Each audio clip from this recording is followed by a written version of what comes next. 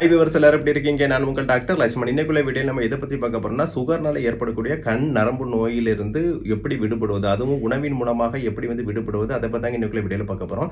உங்களுக்கே தெரியும், சுகர் அதிக காலமா ரொம்ப அதிகமா இருக்கும்போது கண்ணில் நோய்கள் ஏற்பட வாய்ப்பு இருக்கு. இது கண்ணில் மட்டும் தான் கேட்டீங்க, இல்லைங்க. கிட்னி, கை கால் நரம்புகள் அப்படி எல்லாத்துலயும் பாதிப்பு ஏற்படுத்தும். இது என்னன்னு சொல்லுவாங்கன்னா, டயபெட்டிக் ரெட்டினோபதின்னு சொல்லுவாங்க கண் நோய்க்கு. அப்புறம் கிட்னி டயபெட்டிக் நெஃப்ரோபதின்னு சொல்லுவாங்க. கை கால் நரம்புக்கு டயபெட்டிக் நீரோபதின்னு சொல்லுவாங்க. இந்த 3 நோய்கள் சுகர்னால வரக்கூடியது தான். ஓகேவா? அதுலயும் கண் பாதிப்பு கொஞ்சம் சீக்கிரமாவே வந்துருங்க. இப்போ கிட்னி பாதிப்பு, கை கால் நரம்பு பாதிப்பும் வரலாம். இருந்தாலும் ஃபர்ஸ்ட் அஃபெக்ட் ஆகுது கண்ணு தான். ஸோ அதனால அதில் நம்ம கேர் எடுக்கணும். இப்போ நம்ம சுகர் இருக்கக்கூடியவங்க இந்த வீடியோ உங்களுக்கு கண்டிப்பாக பார்க்கணும். ஏன்னு கேட்டாச்சுன்னா, உங்களுக்கு சுகர்னால கண் பாதிப்பு வராமல் இருப்பது எப்படி, அதை பற்றி இன்னைக்குள்ள வீடியோவில் நம்ம பொதுவாக சொல்ல போகிறேன். இது வந்தவங்களுக்கும் சரி, இனிமேல் வராமல் தடுக்கணும் அப்படின்னு நினைக்கக்கூடியவங்களும் சரி, இந்த வீடியோ மிகவும் யூஸ்ஃபுல்லாக இருக்கும். ஓகேவா? ஸோ அதுக்கு நான் என்ன சொல்கிறேன்னு கவனமாக கேளுங்க. ஃபர்ஸ்ட் பார்த்தீங்கன்னா, டயபெட்டிக் ரெட்டினோபதின்னு சொல்லுவாங்க. இப்போ இந்த டயபெட்டிக் ரெட்டினோபதி என்ன, சுகர்னால கண் நோய் வரக்கூடியது.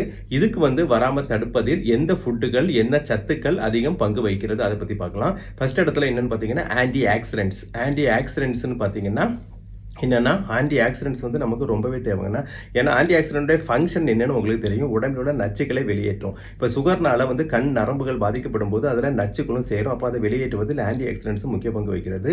அதுலேயும் பார்த்தீங்கன்னா, இந்த லூட்டின், ஜியாசந்தின் அப்படி 2 ஆன்டி ஆக்சிடென்ட்ஸ் முக்கியமான ஆன்டி ஆக்சிடென்ட்ங்க. இது எந்த ஃபுட்ல இருக்குன்னு பாத்தீங்கன்னா, கீரை வகைகள். அதாவது அதுலயும் முருங்கை கீரை, அதுல லூட்டின், ஜியாசந்தின் அந்த ரெண்டுமே கூடுதலா இருக்கு.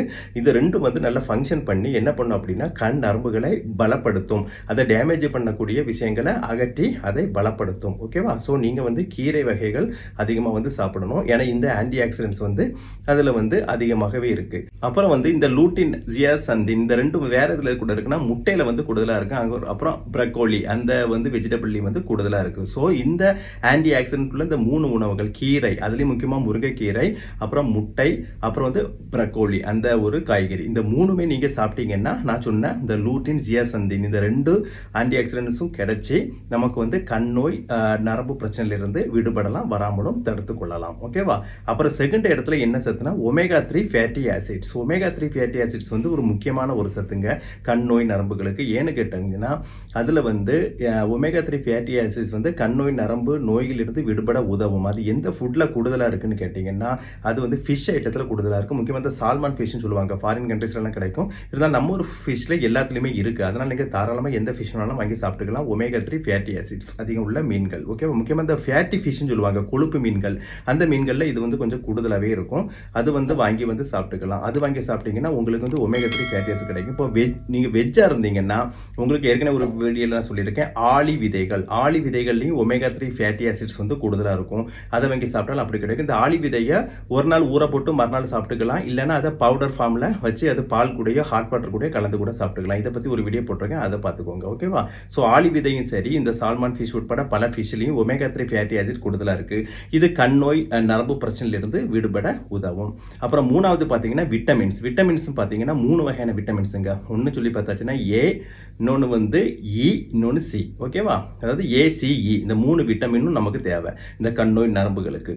இப்போ இந்த விட்டமின் ஏ அது எதுல இருக்குன்னா, கேரட்ல கூடுதலா இருக்குங்க. அப்புறம் ஸ்வீட் பொட்டேட்டோ, அதாவது இனிப்பு உருளைக்கிழங்குன்னு சொல்லுவாங்க, அதுல விட்டமின் ஏ கூடுதலா இருக்கு. அப்புறம் விட்டமின் சி பாத்தீங்கன்னா ஆரஞ்சு பழத்துல கூடுதலா இருக்கு. அதை விட பாத்தீங்கன்னா காட்டு நெல்லிக்காயில ரொம்பவே அதிகமா விட்டமின் சி கிடைக்குங்க. ஆப்பிளை விட அது சத்து மிகுந்தது. ஆப்பிள் கூட நீங்க சாப்பிட்டுக்கலாம். இருந்தாலும் காட்டு நெல்லிக்காய் ஆப்பிளை விட பல மடங்கு விட்டமின் சி இருக்கு. அதை நீங்க சாப்பிட்டீங்கன்னா கண்டிப்பா அது ஹெல்ப் பண்ணும். அப்புறம் விட்டமின் இ பாத்தீங்கன்னா ஆல்மண்ட்ஸ் சொல்லக்கூடிய இந்த இது பாதாம் வகைகள் அதுல கூடுதலா இருக்குங்க. அப்புறம் அவகோடான்னு சொல்லக்கூடிய ஒரு காய்கறிலும் அது இருக்கு. ஸோ இந்த மாதிரி விட்டமின் ஏ, அப்புறம் சி, அப்புறம் இ இந்த 3ஐயும் உள்ள நான் இப்போ சொன்ன உணவுகளை சாப்பிட்டாலும் நமக்கு கண் நோய் பிரச்சனையிலிருந்து விடுபட இது உதவும். ஓகேவா?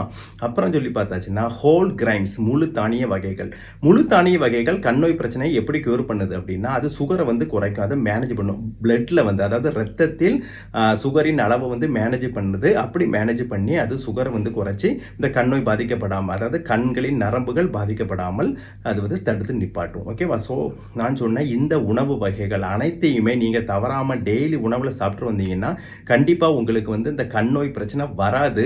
வந்தாலும் கொஞ்சம் கொஞ்சமா கியூர் ஆகும். ஓகேவா? இன்னொன்று இந்த சுகர் சுகரையும் இது கண்ட்ரோல் பண்ணும். சுகரை கண்ட்ரோல் பண்ணணும். ஏன்னா ஃபர்ஸ்ட் ஸ்டெப்பே அதுதாங்க. சுகரை கண்ட்ரோல் பண்ணால் மட்டும்தான் அந்த கண் நோய் பிரச்சனையிலிருந்து நம்ம வராமல் தடுக்க முடியும். நான் ஏற்கனவே சொன்ன மாதிரி கண் நோய் மட்டும் கிடையாது, கிட்னி பாதிப்பு, அப்போ கை கால் நரம்புகள் பாதிப்பு எல்லாத்துலேருந்து நம்ம மீள முடியும். பேசிக் சுகர்னால தானே வருது. அப்போ சுகரை கண்ட்ரோல் பண்ணும். என்னுடைய பல வீடியோக்களில் சுகரை பற்றி சொல்லியிருக்கேன். அதை வந்து நீங்கள் பார்த்து அதை வந்து எப்படி மேனேஜ் பண்ணுறதுன்னு பார்த்துக்கிட்டு அது ரொம்ப வந்து ஹெல்ப்ஃபுல்லாக இருக்கும். ஓகேவா? ஸோ இதை உங்கள் ஃப்ரெண்ட்ஸ் அண்ட் ரிலேட்டிவ்க்கு ஷேர் பண்ணீங்கன்னா அவர்களும் இதனால் பயனடைவார்கள். நீங்கள் கண்டிப்பாக ஷேர் பண்ணுவீங்கன்னு நம்புகிறேன். ஓகேவா?